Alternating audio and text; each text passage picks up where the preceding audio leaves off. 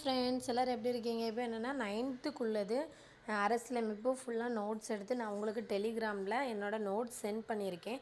உங்களுக்கு விருப்பம்னா இதை பார்த்துக்கோங்க. இது என்னென்னா இதேமாரி பார்த்து நீங்களும் இதேமாரி நோட்ஸ் எடுத்துக்கோங்க. ஒருத்தர் நோட்ஸ் இன்னொருத்தர் படித்தா யாருக்குமே மேக்ஸிமம் புரியாது.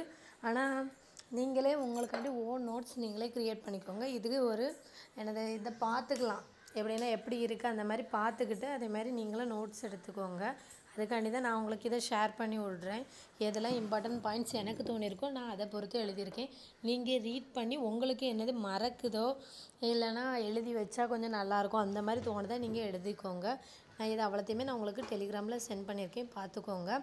டெய்லி படிங்க, அதுதான் இம்பார்ட்டன்ட்.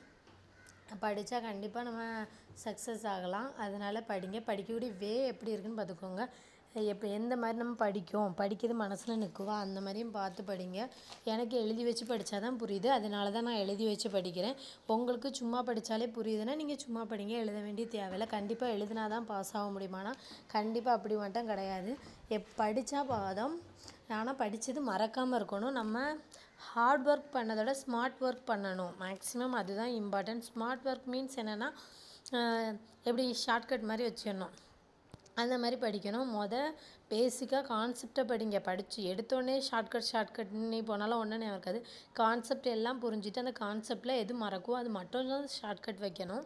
மற்றபடி எல்லாத்தையும் ஷார்ட்கட் வச்சாலும் அது மறந்துடும். ஓரளவு நம்ம சில இதெல்லாம் படிக்கணும் எல்லாமே ஆட்டோமேட்டிக்காக ஞாபகம் இருக்கும்.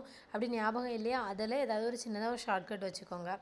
அவ்வளோதான். மாதிரி எல்லாத்தையும் ஷார்ட்கட் வச்சா மனசில் நிற்குமானா நிற்காது. ஏதாவது குறிப்பிட்ட இது மட்டும்தான் ஷார்ட்கட் வைக்கணும். பாடமே ஃபுல்லாக ஷார்ட்கட்டில் படிக்க முடியாது. அவ்வளோதான் ஃப்ரெண்ட்ஸ்.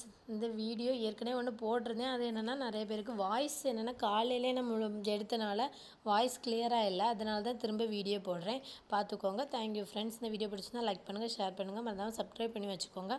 நீங்கள் எவ்வளோக்குள்ளே இது பண்ணுறீங்களோ அதை பொறுத்து தான் நான் மோட்டிவேட்டாகவே நானும் உங்களுக்கு வீடியோ போடுவேன். நான் கொடுக்குறது உங்களுக்கு மோட்டிவேட் ஆகாத மாதிரி நீங்களும் ஏதாவது கமெண்ட்ஸ் பண்ணது இல்லைனா சப்ஸ்கிரைப் பண்ணது அந்த மாதிரி இருந்தீங்கன்னா எனக்கும் தோணும், சரி இவங்க எப்படி பண்ணனாலும் நம்மளும் அது பண்ணலான்னு சொல்லி நிறையா வீடியோஸ் இன்னும் ரொம்ப நான் பெஸ்ட்டாக கொடுக்கறதுக்கு ட்ரை பண்ணேன். நான் என்னால் முடிஞ்ச அளவு நான் கொடுக்க ட்ரை பண்ணிட்டு தான் இருக்கேன்.